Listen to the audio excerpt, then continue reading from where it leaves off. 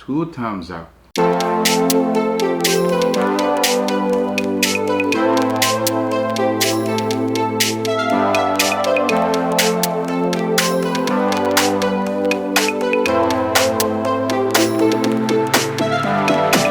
Nanbabo kabalin, kumusta kayo po? My name is Louie and welcome to Where in Pampanga, where we help businesses promote their products to our Where in Pampanga community. For today's vlog, we would like to thank Islas Barbeque for sending us. Grabe, ang dami nito. Very generous plates and at the same time, very colorful, very eye-appetizing, and at the same time, kung kasama nyo lang po ako, napakabango ng mga sinend po nilang mga pagkain dito. So, Islas Barbeque is fairly new business. So, gusto po nila magpakilala sa atin. And ang naisip po nila is why not really utilize and make use of the local ingredients dito po sa Philippines, no? Particularly sa ating lugar.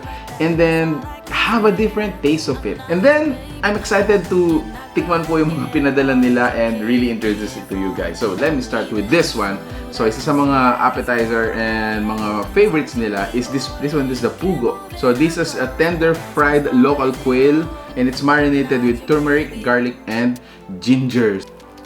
Ayan, no? I mean, quail are really abundant sa atin, no? Yun nga, they realize na why not enrich it. It's really tender. That's surprisingly tender. Although it's fried, given the fact na yung pugo, yung fiber, yung meat fiber niya tends to harden kapag pinipirito, but this one's really tender. So, another appetizer I wanna introduce to you guys is yung kanilang sisig mangga. So, ito guys, na-mix ko na siya earlier. Sisig mangga. So, this one also still has pork meat, other vegetables such as onion, cucumber. Okay, so let's taste it.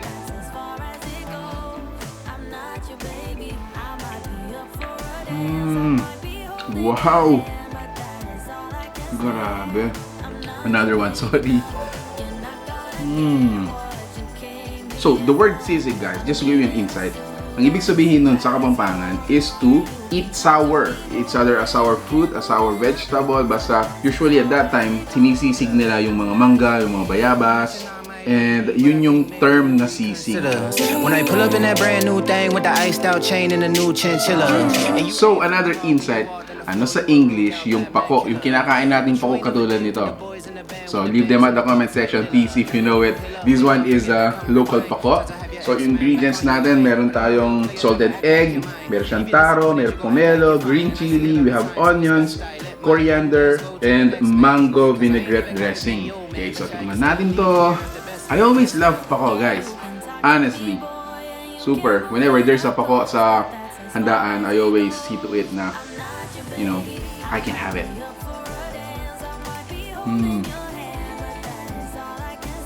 Oh, wow. It is so refreshing, guilt-free yung kinakain mo.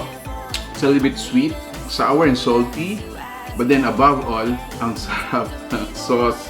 So meron din siyang pomelo, which is one of my favorite fruits, pomelo. Okay, one more. Wow.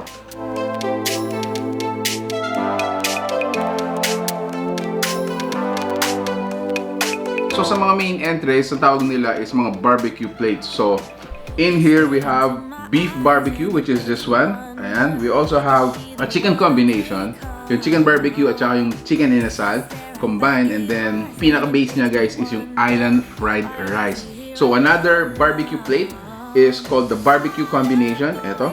So it's a mix of pork barbecue belly and meron din tayong chicken barbecue. Okay, so I wanna taste this one.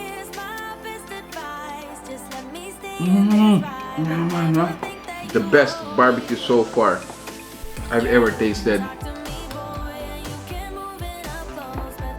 Oh man, parang gusto ko na huminto dito, guys. I really wanna enjoy this.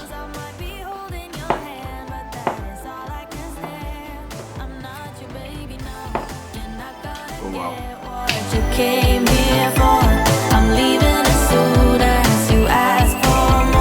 If you notice, guys, yung mga main entree nila are served in these really huge parang disposable trays for me, no, they are very shareable up until 2 person. However, if you have a really big appetite, you can actually finish it. Now, yung mga not so hungry naman, actually they call it not so hungry. So available naman sila, like for this one, this is a small serving naman. So this right here is their pork barbecue. It has salted egg, yung sausawan natin, and then beneath it, or yung foundation natin, is a plain rice. Again, you can either request for a plain rice, longganisa java rice, or yung island fried rice nila. Okay, another thing that really interests me, guys, is this one. Ito yung tinatawag nilang spicy tortang talong. So again, yung pinaka-base niya, guys, is the tortang talong. Meron tayong bean sprout, and then meron tayong some, wow, these are greens, mixed greens and leaves. Ang bango, ang bango. Hopefully we realize, no, as Filipinos, we have so much abundant sa atin yung mga iba-ibang vegetables, ingredients. It's just a way of really putting up kung ano yung sa atin talaga na original na pagkain. Okay, so this one's tortang talong.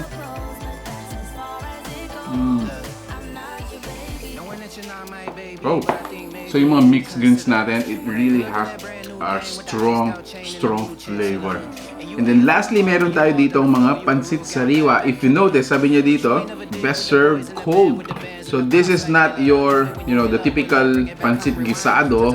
Although yung pinaka-base nito, guys, is a pansit. If you notice, this one has fresh cold noodles with carrots, chickpeas, cabbage, tofu, lettuce, bean sprouts, cucumber, and coriander, served with oysu sauce and peanut noodle sauce.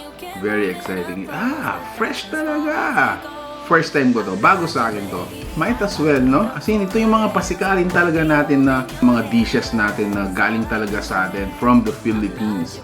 Let's taste it.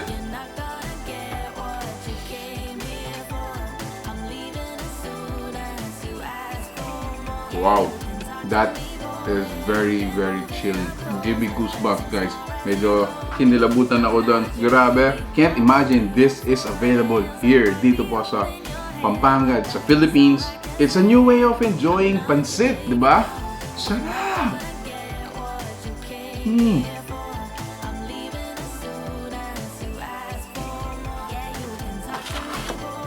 Grabe, guys, this is, in all honesty, that one is a 2 thumbs up. You're not my baby, but I think maybe you'll reconsider. When I pull up in that brand new thing with the iced out chain and the new chinchilla, and you aim for the heart when you walk on the floor, you a rude. So lastly, for our dessert, meron po tayong fruit salad dito. Of course, available yan.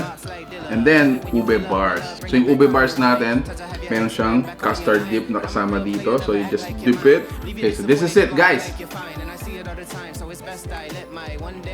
Ube cake is so very much good.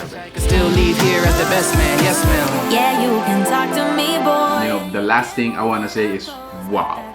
Guys, if you like to experience Islas Barbeque, make sure to check out their fan page. We're gonna be flashing it. You gotta try this, guys. You gotta check them out. And these are cuisines available as a native sa atin po dito sa Philippines, sa Pampanga. And let's support them. So guys, again, if you want this video, if you like the food you saw in this video, please give it a thumbs up, share it with your friends, and I hope to see you in the next video. Peace out, guys. Bye. I'm not your baby.